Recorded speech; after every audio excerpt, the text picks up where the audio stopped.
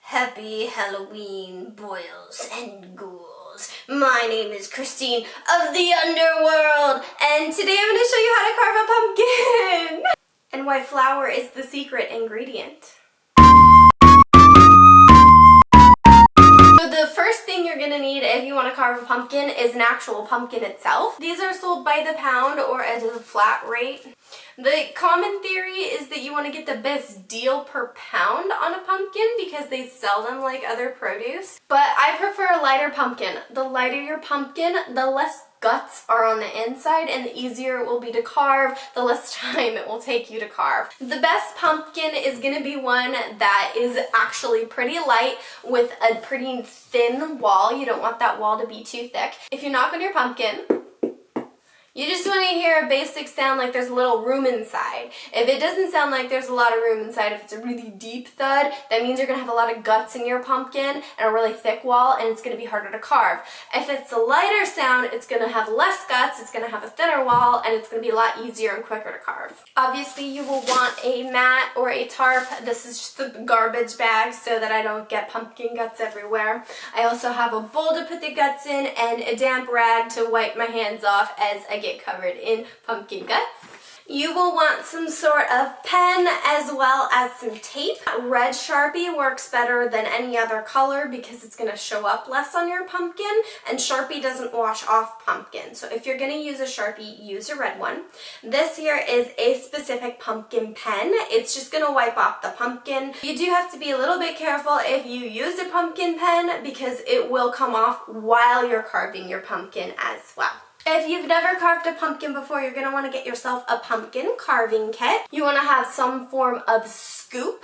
Now this scoop is a little bit long. This handle, it tends to get caught on the edge of the pumpkin while you're carving it. So if you have a shorter scoop, the better. If your scoops aren't working, you can always just use a regular kitchen spoon. You want to have a large pumpkin carver for the wider straight lines in your pumpkin. And you want to have a thinner pumpkin carver for the more delicate, intricate pieces on your pumpkin. It's also useful to have an awl to poke through your pumpkin for your pattern, and you can also use a regular sewing pin or needle if you don't have one of these, but I do think the ones that come in the kits are the best to use. If you use a pattern from a kit, they're going to be labeled in difficulty from easy to hard.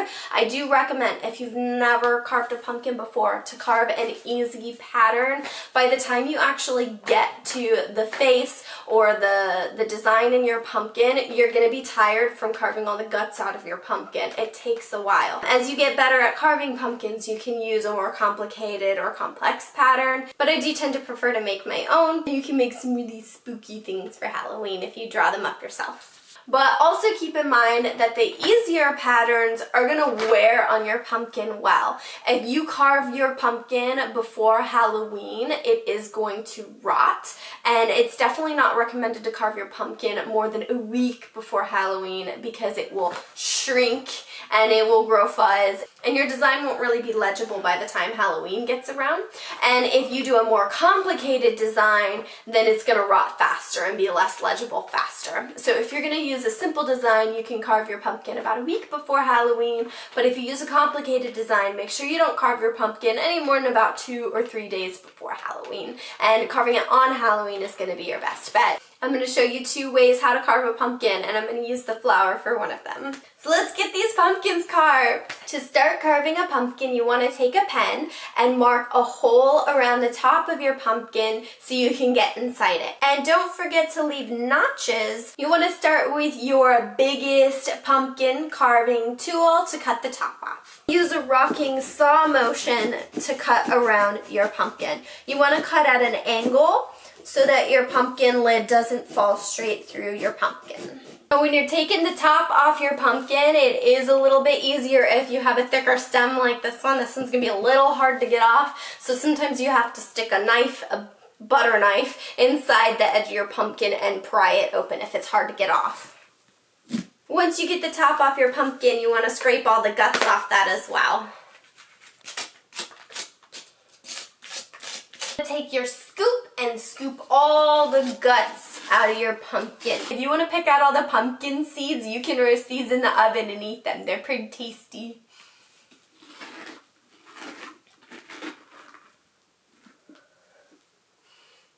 This is the part that I said if you get a lighter pumpkin will be easier and quicker for you to do. A heavier pumpkin will have a lot of guts, a lot of slime, and a lot really thick wall to scrape away.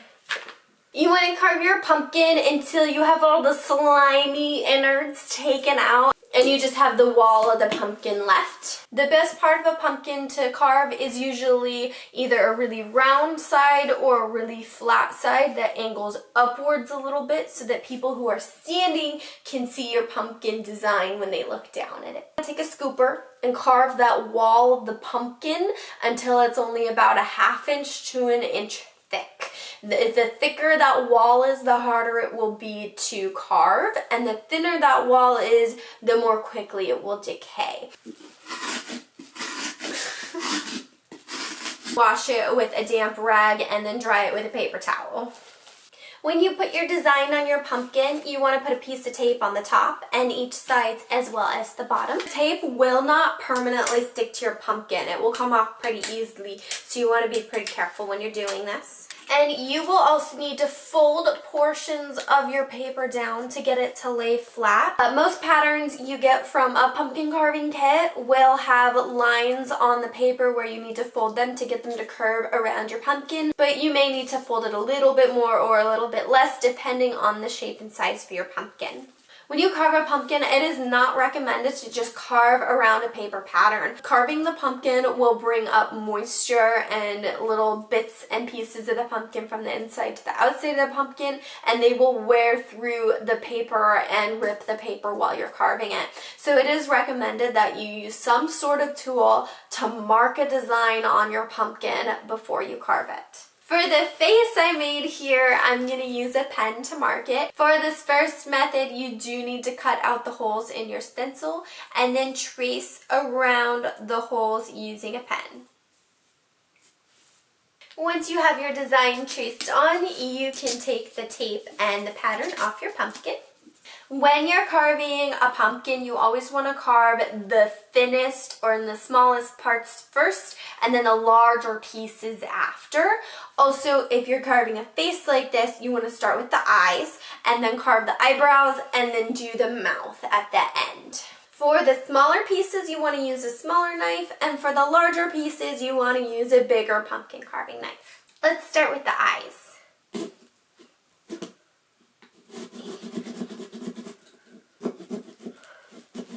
You want to use a gentle sawing motion. You don't want to go too crazy with it. You want to let the serrated edge do most of the work. And sometimes you have to cut a piece in half to get it to push through your pumpkin.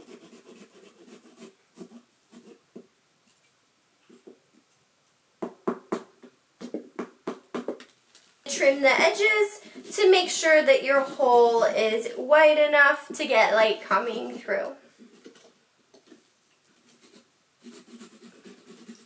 Sometimes you will need to bevel the edge a little bit more. If you're cutting a circle, it doesn't really matter where you start, but if you have a corner, you usually want to start in the corner and then work your way towards any curved pieces. You may need to wipe your pumpkin or some of your tools off as you progress. And I'm going to finish the other eye and the other eyebrow the same way.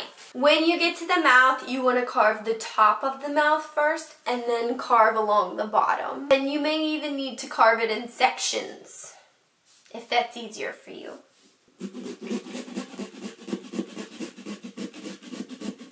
You may need to scrape your pumpkin from the inside just to fix up some of the rough edges.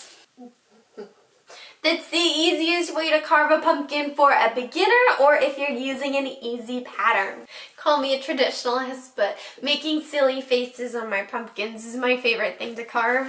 Next, I'm going to show you how to carve a pumpkin using a more intricate pattern that uses words or smaller pieces in general. So initially, you're going to carve this pumpkin the same way you would the normal one. You're going to cut the top off and scoop all the guts out. I love you, Kojo. You're such a good boy. You're such a good kitty cat.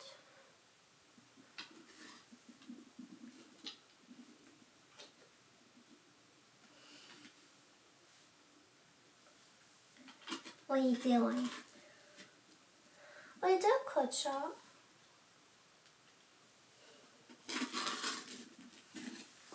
Kojo, I hope you know you're going to be on YouTube. For an intricate pumpkin design, you want to use an awl and some flour. Make sure your pattern is taped down really well. You don't want this coming up. And starting in the middle, you're going to take your awl, that's A-W-L. You're going to poke it into your pumpkin on all the corners of your letters or your shape.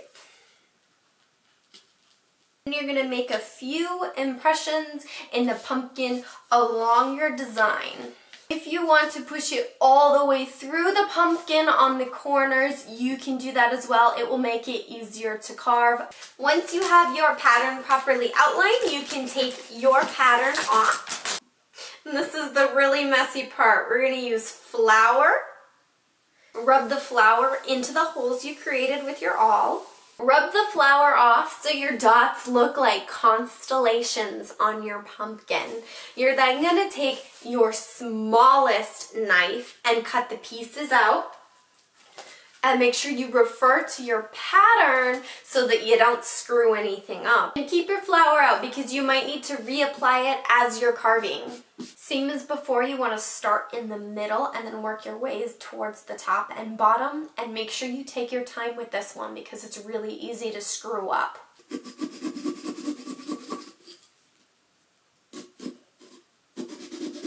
Once you have your design carved out, you can go back through some of the pieces that aren't as legible or aren't as wide as they should be and touch up little pieces here and there so that your design looks the way you want it to.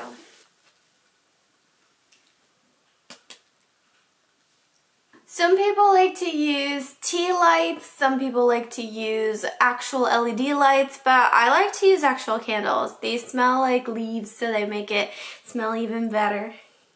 Be careful when you put a candle in your pumpkin. When you put the lid on your pumpkin, make sure the notches don't line up with your pumpkin.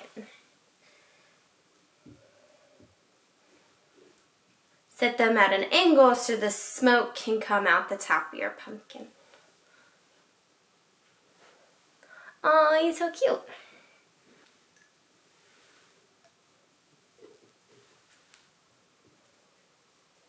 Now we turn out the lights.